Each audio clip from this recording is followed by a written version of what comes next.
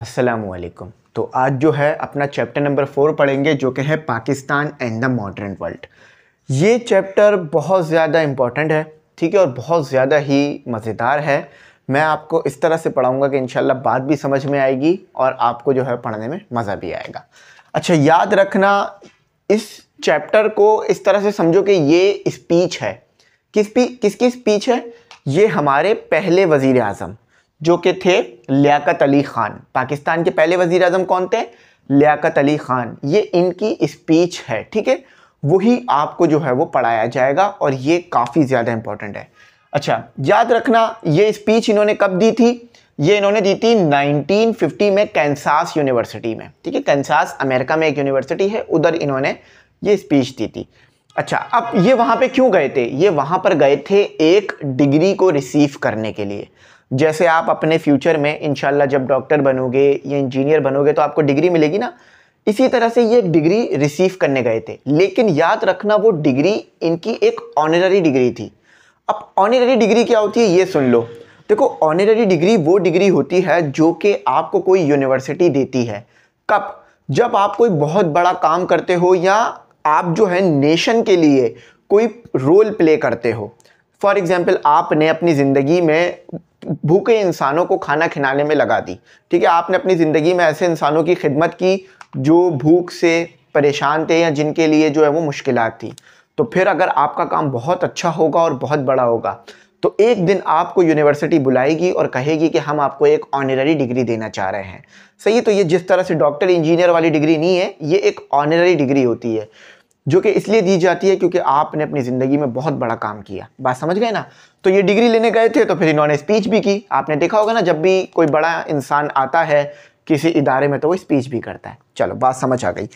अब देखो, ये पूरा चैप्टर ना इस चीज़ के इर्द गिर्द घूमेगा कि पाकिस्तान क्यों बना, पाकिस्तान बनने की वजह क्या थी। समझ लो ताकि पूरा चैप्टर आपको अभी से समझ में आ जाए, आगे बस जो है ना मेन पॉइंट क्लियर हो जाए। इस पूरे चैप्टर में आप ये देखोगे कि पाकिस्तान बना क्यों, पाकिस्तान बनने की वजह क्या थी और पाकिस्तान बनने के बाद उसको किस तरीके से जो है वो हैंडल किया गया। पाकिस्तान बनने के बाद क्या प्रॉब्लम्स रही, इस चीज़ को हम देखेंगे। बड़ा मज़ा आने वाला है। चलो इस कहानी में चलते हैं, मतलब इस चैप्टर में चलते हैं आगे। अच्छा, याद रखना हमारे जो लियाकत अली ख़ान हैं, यानी जो हमारे पहले वज़ीर आज़म हैं, इनका जो सन पैदाइश है वो है 1 अक्टूबर 1895, ठीक है। ये इनका जो है वो सन पैदाइश है और इनका जो इंतकाल हुआ, अच्छा बेसिकली इनको जो है वो शहीद किया गया था। सही है, इनको शहीद किया गया था और इनकी शहादत का जो दिन है वो है 16 अक्टूबर 1951, ठीक है। 16 अक्टूबर 1951 को इनको शहीद किया गया और इनको शहीद कहाँ पर किया गया था? इनको शहीद किया गया था लियाकत बाग में, ठीक है, रावलपिंडी में लियाकत बाग में। ये एक जलसे से खिताब कर रहे थे।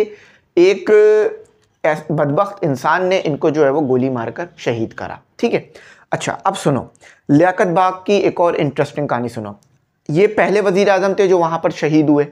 उसके बाद हमारी जो दूसरी वज़ीर आज़म थी, यानी 2 वज़ीर आज़म जो हैं उनको शहीद किया गया लियाकत बाग में। अच्छा, अब जिस वक़्त दूसरे वज़ीर आज़म यानी मोहतरमा बेनज़ीर भुट्टो को जब शहीद किया गया था तो उस वक़्त वो वज़ीर आज़म तो नहीं थी, लेकिन वो इलेक्शन कैंपेन कर रही थी। आपने शायद अपनी ज़िंदगी में सुना हो कि किस तरह से उनको शहीद किया गया था। तो 27 दिसंबर को उनको शहीद किया गया, जिस दिन जो है वो छुट्टी भी होती है पूरे सिंध में। आप जो है वो उस दिन छुट्टी दी जाती है और वैसे भी समर वेकेशन होती है, ठीक है। तो गवर्नमेंट की तरफ से भी छुट्टी होती है, ख़ास तौर पर हुकूमत सिंध की तरफ से। तो लियाकत बाग में 2 वज़ीर आज़म को शहीद किया गया। एक वज़ीर आज़म थे हमारे लियाकत अली ख़ान जो कि पहले वज़ीर आज़म थे, और मोहतरमा बेनज़ीर भुट्टो ये पहली खातून वज़ीर आज़म थी पाकिस्तान को जिनको लियाकत बाग में शहीद किया गया। अच्छा, दोनों को जो शहीद किया गया उसमें पैटर्न भी एक तरह से सेम मिलता है आपको कि इनको भी गोली मारकर जो है वो शहादत के मर्तबे पर ये अपने फाइज हुए, और जो मोहतरमा बेनज़ीर भुट्टो थी उनको भी जो है वो फायरिंग करके और ब्लास्ट करके जो है वो शहीद किया गया। तो ये हमारी लियाकत बाग की जो है वो स्टोरी है।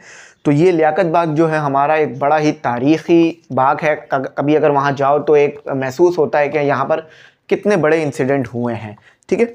अच्छा, तो चलो अल्लाह ताला जो है वो इनके दर्जात को बुलंद फरमाए। अब आगे चलते हैं और आगे पढ़ते हैं। देखो, जो भी कौम के लिए काम करेगा ना, चाहे वो वज़ीर आज़म बन के काम करे या कोई एक आम इंसान बनकर लोगों की खिदमत करे, तो कौम उसको ज़रूर याद रखेगी और अल्लाह ताला आपका नाम जो है ना इस दुनिया में ज़रूर जो है वो ज़िंदा रखेगा मरने के बाद भी। तो अब ये दुनिया से जा चुके हैं, शहीद हो चुके हैं, लेकिन फिर भी आज हम इनके बारे में पढ़ रहे हैं। क्यों? क्योंकि इन्होंने पाकिस्तान बनाने में बड़ा ही इंपॉर्टेंट रोल प्ले किया। अब क्या रोल प्ले किया, ज़रा इनकी शख्सियत के बारे में समझ लोगे ना, यकीन मानो इस चैप्टर में इंटरेस्ट आ जाएगा। अब क्या रोल प्ले किया, क्योंकि देखो कुछ लोगों की शख्सियत ऐसी होती है कि जिनके बारे में अगर हम घंटों नहीं, महीनों नहीं, सालों भी बात करते रहे ना, तो उनकी शख्सियत डिफाइन नहीं की जा सकती। सही है, उनकी शख्सियत में अभी भी और चीज़ें होती हैं जो डिफाइन कर सकते हैं।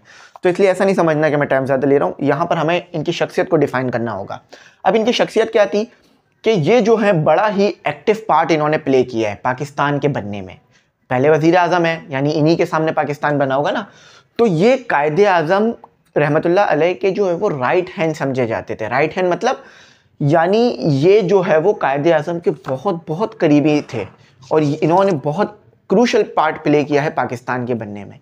अच्छा, उसके साथ साथ ये इनका एक और भी जो है वो एजाज़ ये है कि ये सेक्रेटरी थे मुस्लिम लीग के, लेकिन ऑनररी सेक्रेटरी। ऑनररी का मतलब क्या, सैलरी नहीं लेते थे, जस्ट काम करते थे। ठीक है, ऑनररी का मतलब ये होता है, सही याद रखना, एक मतलब ये भी है।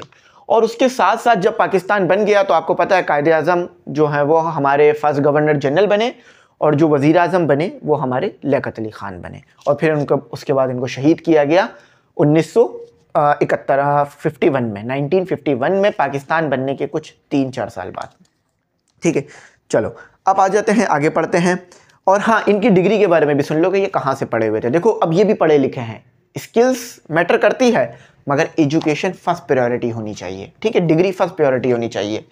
अच्छा, इन्होंने जो है वो मुसलमानों की जो एक बहुत बड़ी यूनिवर्सिटी है, जो कि बहुत ज़्यादा बरसगीर में बड़ी यूनिवर्सिटी समझी जाती थी, अलीगढ़ यूनिवर्सिटी। इन्होंने अलीगढ़ यूनिवर्सिटी से जो है वो बेसिक तालीम अपनी जो है वो हासिल करी, मुस्लिम यूनिवर्सिटी अलीगढ़।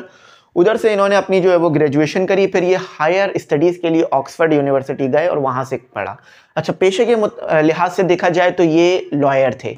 देखो तहरीक पाकिस्तान में आपको जितने भी लोग मिलेंगे ना, अमूमन आपको एक चीज़ उनमें कॉमन मिलेगी, वो क्या है कि वो तहरीक पाकिस्तान के अलावा भी बहुत मशहूर थे, अपनी फील्ड के बेहतरीन लोग थे। देखो होता है ना, कुछ लोग ऐसा होता है कि सिर्फ किसी खास चीज़ की वजह से मशहूर हो जाते हैं, नहीं, ये अपनी फील्ड में भी बहुत ज़्यादा मशहूर थे। ये एक बेहतरीन वकील थे। कायदे आज़म भी आपको पता है वकील थे, अल्लामा डॉक्टर जो है हमारे इकबाल, वो भी जो है वो वकील थे, अल्लामा इकबाल भी हमारे वकील थे। तो ये वकील थे और कानूनदान का ही काम होता है कि कानून की पेचीदगियों को समझकर आगे लेके जाया जाए। तो वकील जो हैं हमारे क्या है, बहुत क्रूशल पार्ट प्ले करते हैं इंसाफ तक लोगों को पहुंचाने में। और वकील का जो पेशा है ये बड़ा ही एक नोबलेस पेशा है। सही। अच्छा, अब ये बात हो गई हमारी, सारी हमने बात कर ली कि क्या थे। अच्छा, एक और बात याद रखना है, शहीद मिल्लत कहा जाता है इनको, लियाकत अली ख़ान को। क्यों? क्योंकि इन्होंने कौम के लिए शहीद हुए। वज़ीर आज़म थे ना उस वक़्त ही पाकिस्तान के जब ये शहीद हुए। अच्छा, बाकी सारी चीज़ें क्लियर हो गई, बात समझ में आ गई। कुछ ऐसा नहीं है रावलपिंडी में शहीद हुए, ये सारी बातें समझ में आ गई। पब्लिक मीटिंग में थे, जलसे में थे एक। सही है। तो जब भी आपने देखा होगा ना जलसे में कितनी ज़्यादा सिक्योरिटी होती है। क्यों? क्योंकि आपको पता है जो रहनुमा आ रहा है, जो लीडर आ रहा है, अगर खुदा ना खास्ता उसको नुकसान पहुँच जाता है तो मामलात बहुत ख़राब हो सकते हैं। तो इसलिए कोशिश करा करें जब भी किसी जलसे में जाएँ या किसी गैदरिंग में जाएँ तो कोशिश ना करें कि जो बाउंड्रीज लगी हुई हैं या जो सिक्योरिटी वाले लोग हैं उनको आप मना करके आगे निकल जाएं। ठीक है, ये कोशिश करा करें, सिक्योरिटी के रूल्स को फॉलो करा करें ताकि आपको भी सेफ़ रहो और दूसरे लोग भी सेफ़ रहें। अच्छा, अब यहाँ पर आते हैं, इन्होंने कहाँ पर ये स्पीच करी है बता दिया मैंने। अब आगे चलते हैं। सबसे पहले तो ये कहते हैं, for my address today I have advisedly chosen the subjects of Pakistan and the modern world. देखो उन्होंने ये कहा कि मैंने जो ये टॉपिक चूज़ किया है ना, Pakistan and the modern world, इसके दो बहुत बड़े रीज़न है। एक बड़ा रीज़न ये है कि आप पाकिस्तान को जान सको। ठीक है, आप पाकिस्तान के बारे में जान सको। फॉर एग्जांपल वहाँ पर तो उन्हें इसलिए बुलाया था ना कि उनको डिग्री दी जा रही थी उनके एजाज़ में कि उन्होंने पीस के लिए, पाकिस्तान के लिए और लोगों के लिए बहुत काम किया। लेकिन उन्होंने पाकिस्तान का टॉपिक इसलिए सेलेक्ट किया कि वहाँ के जो लोग हैं वो पाकिस्तान के बारे में जानें। वो उन्हें तो डिग्री दें लेकिन पाकिस्तान के बारे में भी जानें, पाकिस्तान को भी समझेंगे, पाकिस्तान आखिर है क्या और पाकिस्तान का क्या पार्ट है। सही है। और दूसरी वजह ये थी, उन्होंने ये टॉपिक इसलिए सेलेक्ट किया कि साउथ एशिया के बारे में लोग जानें कि साउथ एशिया में क्यों पाकिस्तान को बनाया गया, पाकिस्तान के बनने की क्या वजूहात पेश आईं। समझ में आ गई ना। एक वजह क्या हो गई कि पाकिस्तान के बारे में जाने कि उधर तो उन्हें बुलाया गया था डिग्री देने के लिए, लेकिन उन्होंने पाकिस्तान का टॉपिक सेलेक्ट किया और पाकिस्तान को मॉडर्न वर्ल्ड से कैसे जोड़ें, पहला हो गया। दूसरा ये कि साउथ एशिया के बारे में जाने, आज़ादी क्यों हासिल की गई और इस बारे में। अच्छा, इंग्लिश में इसकी ज़्यादा नहीं पढ़ूंगा क्योंकि इंग्लिश इसकी एक हार्ड इंग्लिश है। मैं एक्सप्लेन कर दूंगा, कोशिश करूंगा अगली जो वीडियो अपलोड करूँगा उसमें इसको इंग्लिश रीड करूँ, क्योंकि जब मैं इंग्लिश रीड करने पर जाऊँगा ना तो यकीन मानो फिर पढ़ने में मतलब चैप्टर समझने में उतना मज़ा नहीं आएगा। तो मैं चाह रहा हूँ आपका इंटरेस्ट बना रहे, तो इसलिए मैं इंग्लिश को रीड नहीं कर रहा हूँ ज़्यादा, लेकिन थोड़ा बहुत मैं करूंगा ताकि आपका और इंटरेस्ट भी डेवलप हो। Pakistan is a new state और to be more exact a new democracy. अब देखो इस पे क्या कहा जा रहा है, इस पूरे पैराग्राफ में क्या कहा जाएगा। उस पूरे पैराग्राफ में ये बताएंगे कि वो पाकिस्तान जो है एक नया मुल्क है, ठीक है, पाकिस्तान एक नया मुल्क है। अब साथ ही साथ उन्होंने ये कहा कि पाकिस्तान एक न्यू डेमोक्रेसी है। अब डेमोक्रेसी क्या होती है ज़रा ये समझो। देखो डेमोक्रेसी में क्या होता है कि आपका एक मेन लीडर होता है जिसको जो है अवाम यानी जो जमहूर कहा जाता है, जिसे अवाम वोट देकर सेलेक्ट करते हैं और सेलेक्ट कर कर क्या करते हैं, सेलेक्ट कर कर वज़ीर आज़म बनाते हैं, सदर बनाते हैं और फिर जो हमारे लीडर्स होते हैं वो हमारे लिए अच्छे फैसले करते हैं और अच्छे कानून बनाते हैं। ठीक है, तो समझ में आ गया ना डेमोक्रेसी का मतलब क्या है। और इसमें आप जो है वोट करते हो, वोट देते हो, जिससे जो है वो आगे लोगों को चुना जाता है। ठीक है, अच्छा अब उसके बाद फिर क्या है, आगे इन्होंने ये बताया कि पाकिस्तान बनने की वजह क्या पेश आई। देखो पाकिस्तान बनने की वजह हम सबको पता है, पाकिस्तान बनने की वजह दो कौमी नज़रिया है, जिसमें ये बताया जाता है कि भाई हिंदू एक अलग कौम है, मुसलमान एक अलग कौम है। क्यों? क्योंकि देखो हिंदुओं का जो रहन सहन है या मुख्तलिफ़ चीज़ें जो हैं वो अलग हैं, ठीक है, और पाकिस्तान मुसलमानों का अलग है। तो इसी वजह से मुसलमानों ने मुतालबा किया कि उन्हें एक अलग वतन दिया जाए पाकिस्तान, ताकि वहाँ पर वो क्या कर सकें, वहाँ पर वो अपने जो है वो दीन पर अच्छी तरह से अमल कर सकें, ताकि हमारे जो हिंदू भाई हैं उन्हें भी पूरी परेशानी ना हो। ठीक है, और हिंदू जो हैं वो अपने मज़हब पे अलग अमल कर सकें ताकि मुसलमानों को भी मुश्किलात ना हो। ठीक है, और साथ ही साथ जो है वो हिंदू अपना मुल्क अपने निज़ाम के हिसाब से चला सकें, मुसलमान अपना मुल्क अपने निज़ाम के हिसाब से चला सकें। तो इसीलिए अलग डिमांड की गई। अच्छा, पहले ये डिमांड हो रही थी कांग्रेस की तरफ से कि भाई पाकिस्तान ना बनाया जाए, मुसलमानों को हम हुकूमत में एक अच्छी मेजॉरिटी दे देंगे, सही है, जिससे फिर उनके जो मसले हैं वो हल हो जाएंगे। लेकिन हमारे जो लीडर्स थे, कायदे आज़म हो गए या हमारे लियाकत अली ख़ान हो गए या इसके अलावा और तहरीक पाकिस्तान के जो बड़े बड़े लीडर्स थे, उन्हें पता था कि अगर पाकिस्तान नहीं बना तो फिर जो है वो मुसलमानों को आगे आने वाले वक्तों में बड़ा मुश्किलात का सामना रहेगा। तो इसीलिए उन्होंने किसी भी चीज़ पर जो है वो अपने इस मुतालबे को नहीं छोड़ा कि पाकिस्तान बना के दिया जाए। इसी चीज़ में यहाँ पर बताया गया है। अच्छा, अल्लामा इकबाल अपनी स्पीच में लियाकत अली ख़ान अपनी स्पीच में ये बात भी बताते हैं कि भाई हिंदुओं में जो है वो कास्ट सिस्टम होता है। कास्ट सिस्टम का मतलब क्या है कि हिंदुओं में ये चीज़ डिसाइड होती है कि कौन जो है वो क्या काम करेगा, कौन जो है वो मंदिरों के काम करेगा, यानी मंदिर की देखभाल कौन करेगा, कौन जो है वो हुकूमती मामला चलाएगा, कौन जो है वो फ़ौज में जाएगा और कौन जो है वो सफाई वगैरह के काम करेगा। ठीक है, उनमें सिस्टम है, हायरार्की है। लेकिन मुसलमानों में ऐसा कुछ नहीं होता। मुसलमानों में इक्वलिटी है, हम सब बराबर हैं, चाहे बादशाह हो या ग़ुलाम हो, एक ही सफ़ में खड़े होकर नमाज़ पढ़ते हैं और एक ही जो है वो हम तरीके से चीज़ों को सेलिब्रेट करते हैं और सबके लिए निज़ाम एक है, कानून हमारा एक है, शरीयत हमारी एक है और जो कि सबके लिए एक जैसे एप्लीकेबल होती है। फॉर एग्ज़ाम्पल, आप अमीर हो, आपसे कोई गलती हो गई है तो इसका मतलब ये नहीं है कि आपको जो है वो माफ़ कर दिया जाएगा कि आपसे गलती हो गई है। कोई गरीब है, उससे गलती हो गई है तो उसको सज़ा दी जाएगी, ऐसा नहीं है। अमीर हो या गरीब हो, बादशाह हो या फ़कीर हो, सबको एक ही तरह से ट्रीट किया जाएगा, क्योंकि इस्लाम हमें इक्वलिटी सिखाता है। ठीक है, इस्लाम हमें ये सिखाता है, भाईचारा सिखाता है और इस्लाम जो है वो हमें हमारे मामलात में रहनुमाई करता है। ठीक है, तो इस वजह से उन्होंने कहा कि भाई उन्होंने लियाकत अली ख़ान ने ये कहा कि भाई इस वजह से पाकिस्तान और जो है वो इंडिया का मतलब भारत का मुतालबा रखा गया कि भाई भारत अलग हो जाए और पाकिस्तान अलग हो जाए। हाँ, अगर ये नहीं होता, अगर पाकिस्तान नहीं बनता तो क्या होता, सिर्फ मास्टर चेंज होते। यहाँ पर एक बहुत अच्छा वर्ड इन्होंने इस्तेमाल किया था, change of master, merely a change of master. Merely a change of master का मतलब क्या है कि अगर पाकिस्तान नहीं बनता ना तो ये हो जाता कि फिर हम पर हुकूमत कौन कर रहा था, अंग्रेज़ कर रहे थे। ठीक है, ब्रिटिश कर रहे थे हम पे हुकूमत। पाकिस्तान नहीं बनता तो फिर ब्रिटिश के जाने के बाद हम पे हिंदू हुकूमत करते। ठीक है, तो इस वजह से मुतालबा किया गया पाकिस्तान के बनने का। ठीक है, अच्छा अब आगे चलते हैं। पाकिस्तान की डिमांड का आपको पूरी अच्छी तरीके से समझ में आ गया। अब जब पाकिस्तान जब बन रहा था यानी 1947 में, ये समझ लो कि मेजॉरिटी क्या थी। और पॉपुलेशन क्या थी। देखो हमारे पास जो है वो 300 मिलियन हमारे पास हिंदूज थे सब कॉन्टिनेंट में, और 100 मिलियन हमारे पास मुस्लिम थे, यानी हिंदुओं की तादाद बहुत ज़्यादा थी। तो उन्हीं के हाथ में गवर्नमेंट जानी चाहिए थी, मेजॉरिटी के हाथ में ही जाती है जमहूरियत में ना गवर्नमेंट। अच्छा, अब उसके बाद क्या हुआ, पाकिस्तान बन गया, ठीक है। अब यहाँ पे लिखा हुआ है this intensity of purpose and this firm faith have during the last 3 years। अच्छा, अब पाकिस्तान बन गया, उन्होंने फिर ये बताया कि पाकिस्तान बनने के बाद हमें क्या इश्यूज़ रहे। पाकिस्तान बन गया उसके बाद भी हमें बहुत सारे इश्यूज़ का सामना रहा। क्या इश्यूज़ रहे कि एक तो हमारे पास कोई कैपिटल नहीं था, ठीक है। कैपिटल कराची को बाद में बनाया गया, पहले कैपिटल नहीं था, एक नया मुल्क बना था, तो ये डिसाइड थोड़ी ना हुआ था कि कैपिटल क्या होगा। तो हमारे पास कैपिटल नहीं था, हमारे पास जो है वो प्रॉपर बैंक का निज़ाम नहीं था, हमारी अपनी करेंसी नहीं थी, हमारी अपनी प्रॉपर फ़ौज नहीं थी उस वक़्त, ठीक है, क्योंकि एक ही फ़ौज थी ना इंडियंस और पाकिस्तान की उस टाइम पे बनने से पहले। तो उसके बाद जो है वो महाजरीन, यानी जो महाजरीन थे वो आ रहे थे पाकिस्तान।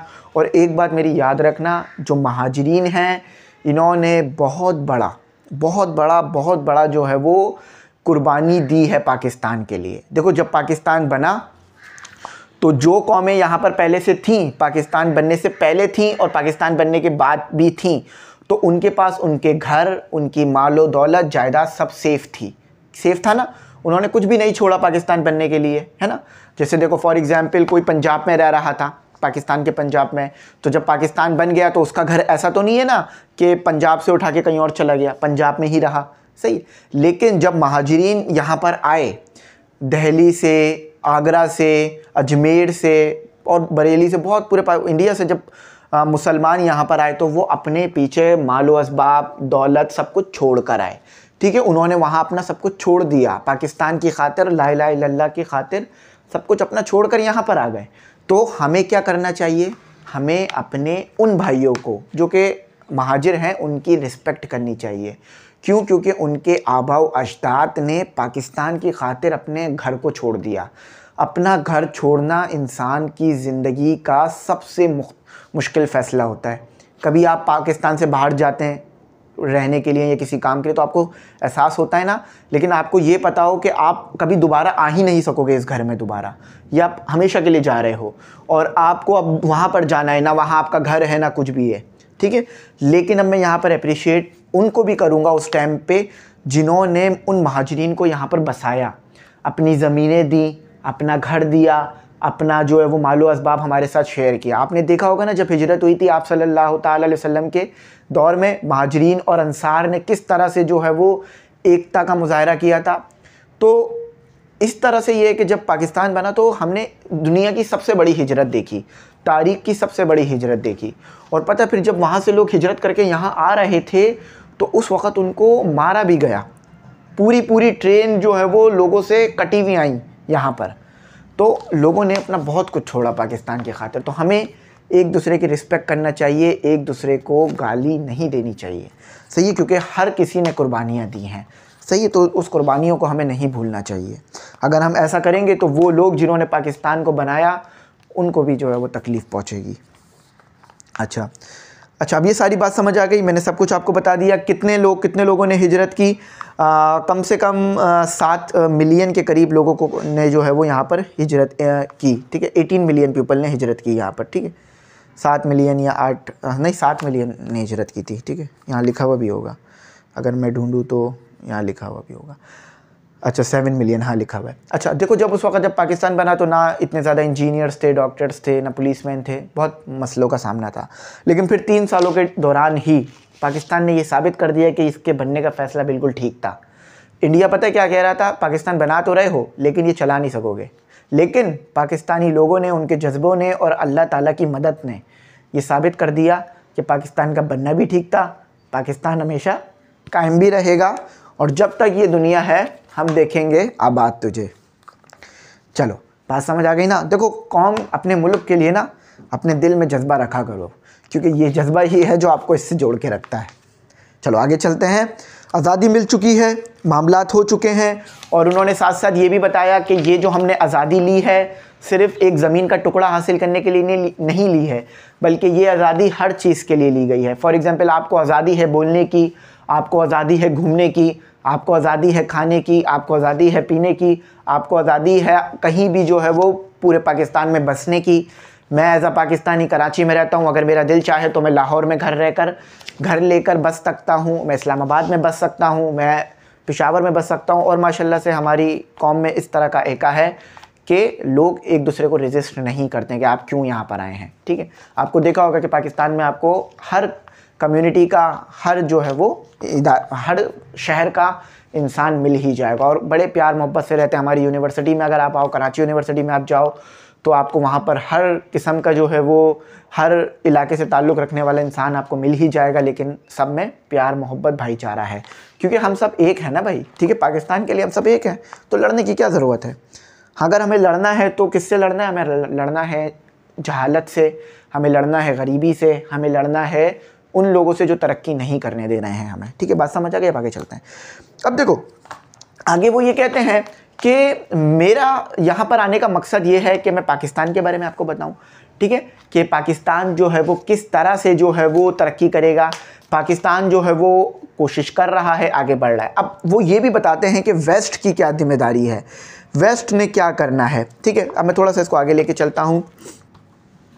अच्छा, अब वो यहाँ पर वेस्ट की ज़िम्मेदारी को बताते हैं कि वेस्ट की क्या ज़िम्मेदारी, क्योंकि वो जिस मुल्क जहाँ पर वो खड़े हुए हैं वो एक वेस्ट कंट्री है, अमेरिका एक वेस्टर्न कंट्री है, आपको पता है। और वो उस टाइम पे भी सुपर पावर ही थे। ठीक है, ऐसा नहीं है अमेरिका भी सुपर पावर है, वो उस टाइम पे सुपर पावर थे।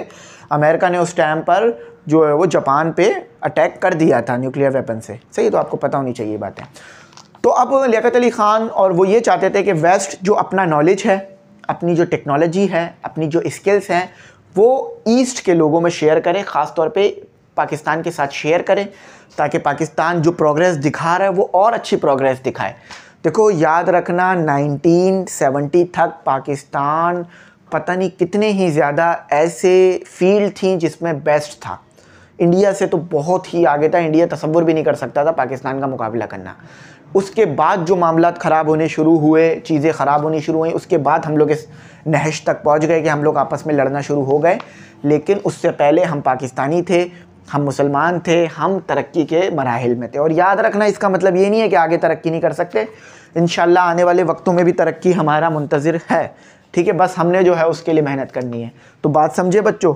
तो उन्होंने ये कहा कि भाई हमारे साथ अब अपना नॉलेज शेयर करें, अपना जो है वो विजडम शेयर करें। अपनी विजडम तो शेयर नहीं हो सकती, अपनी जो है वो स्किल्स शेयर करें, क्योंकि आपको पता है अमेरिका उस टाइम भी टेक्नोलॉजी में बहुत ही ज़्यादा आगे था। ठीक है, तो इस तरह से अब उन्होंने एक और बात भी करी अपने इसमें कि भाई देखो, एशिया में हमारे पास जो मुख्तलिफ़ कंट्रीज़ हैं उस वक्त फॉर्म हो रही थी। फॉर एग्ज़ाम्पल देखो, और ये जो आपके पास 90s का दौर था, ख़ास तौर पे 90s, 40s और 50s का दौर था। इस टाइम पे आज़ादी मिली पाकिस्तान को, भारत को ब्रिटिश से आज़ादी मिली, चाइना को आज़ादी मिली, इसके अलावा और भी बहुत सारी कंट्रीज़ को आज़ादियाँ मिली उस टाइम पर। ठीक है, तो आप लोगों को ये बात पता होनी चाहिए कि हम लोग जो है वो उस टाइम पर काफ़ी ज़्यादा आगे थे। तो इसीलिए लियाकत अली ख़ान ये चाहते थे कि वेस्ट अपना जो टेक्नोलॉजी है, अपनी जो चीज़ें हैं, उसको पाकिस्तान के साथ शेयर करे। और उस टाइम पे पाकिस्तान की यही पॉलिसी थी कि वो वेस्ट के साथ अच्छे रिलेशन रखना चाहते थे। और कायदे आज़म ने भी यही कहा था कि कायदे आज़म अपने पड़ोसी ममालिक, जिसमें इंडिया, चाइना, अमेरिका पाकिस्तान का निबंध नहीं है। ठीक है, इंडिया हो गया, चाइना हो गया, ईरान हो गया, अफ़गानिस्तान हो गया, इनके साथ अच्छे ताल्लुकात हों, क्योंकि उनको पता था कि अगर हम लोग लड़ रहे होंगे अपने पड़ोसी मुल्कों से तो हम आगे नहीं बढ़ सकते ना। तिजारत में मुश्किलात होंगी, बहुत सारी मुश्किलात होंगी। तो जियो पॉलिटिक्स को समझना बड़ा ही इंपॉर्टेंट है, पॉलिटिक्स को समझना बहुत इंपॉर्टेंट है, क्योंकि ये आपको एक नज़रिया दे रहा होता है। तो बात समझ में आ गई। और अमेरिकन कुछ स्टेटमैन हैं, उन्होंने ये कहा था कि पाकिस्तान और अमेरिका के जो शुरुआती हालात हैं ना वो सेम है। अब कैसे? देखो, पाकिस्तान शुरू से ही एक एग्रीकल्चर कंट्री है। एग्रीकल्चर कंट्री क्या, जो कि अपने आप को ना ज़्यादातर उसके ऊपर फोकस रखती है, फसलों पर। हमारे यहाँ आपको पता है मुख्तलिफ़ फसलें होती हैं, आटा, गंदम, चावल, कपास, मुख्तलिफ़ किस्म के मादनियात हैं हमारे पास, तो हम इससे मेन सोर्स ऑफ रेवेन्यू करते हैं। तो अमेरिका भी शुरू में ऐसा ही था, ऐसी एक कंट्री थी अमेरिका, जहाँ पर जो है वो ज़रात को लोग फॉलो करते थे। लेकिन आपने एक चीज़ नोट करी कि आप एग्रीकल्चर बनकर सुपर पावर नहीं बन सकते। फिर अमेरिका ने अपने आप को इन्वेस्ट करना शुरू किया साइंस एंड टेक्नोलॉजी में। साइंस एंड टेक्नोलॉजी में, इंडस्ट्रियलाइजेशन में उन्होंने इतनी ज़्यादा तरक्की हासिल कर ली, इतनी ज़्यादा तरक्की हासिल कर ली कि वो सुपर पावर बन गए। और अगर हम साइंस एंड टेक्नोलॉजी की तरफ नहीं जाएंगे, देखो इंग्लिश पढ़ो, उर्दू पढ़ो, सब कुछ पढ़ो, लेकिन साइंस एंड टेक्नोलॉजी को अपनाओ, क्योंकि ये ही आपको सुपर पावर बनाएगी आने वाले वक्तों में। साइंस सबकी है, सिर्फ उधर की नहीं है या इधर की नहीं है, सबके लिए है। जो उसके ऊपर रिसर्च करेगा उसको उसमें तरक्की मिलेगी। और जब आप साइंस को पढ़ते हो तो आपको कायनात के राज पता चलते हैं, आपको पता चलता है कि कैसे मामलात चीज़ों के चल रहे हैं, आपको सवाल करने का जो है वो एक ऑप्शन आ जाता है। तो समझ में आई ना, इसको यहीं तक रखते हैं। देखो मैं फिर बता रहा हूँ, भाईचारा, आपस में मोहब्बत, अपने दूसरे भाइयों से मोहब्बत, ये बहुत ज़रूरी है। फॉर एग्ज़ाम्पल मैं एक टीचर हूँ ना, तो अगर मेरे को देखो तो मुझे तो हर रंग, हर नस्ल, हर मज़हब वाला इंसान कांटेक्ट करता है, तो मैं सबके लिए दिल में एक एहतराम रखता हूँ, ठीक है, ताकि सबको जो है वो एजुकेशन पहुँचाऊँ, ठीक है। तो आप लोग कोशिश करा करें, आप लोग आपस में भाईचारा रखा करें, सही है। मैंने वैसे माशाल्लाह से ये बात है, भाईचारा तो आप लोगों में है काफ़ी, ठीक है। तो आई होप आपको बात समझ में आई होगी, और एक दूसरे का एहतराम किया करें, एक दूसरे की रिस्पेक्ट किया करें, ठीक है। तो आई होप आपको बात समझ में आई होगी, और जमहूरियत वगैरह मैंने सारी चीज़ें समझा दी। अगर कुछ ना समझ में आया हो ज़रूर पूछना, मैं गाइड करूँगा। Thanks for watching. अल्लाह हाफ़िज़। कीमती दुआ में ज़रूर याद रखना।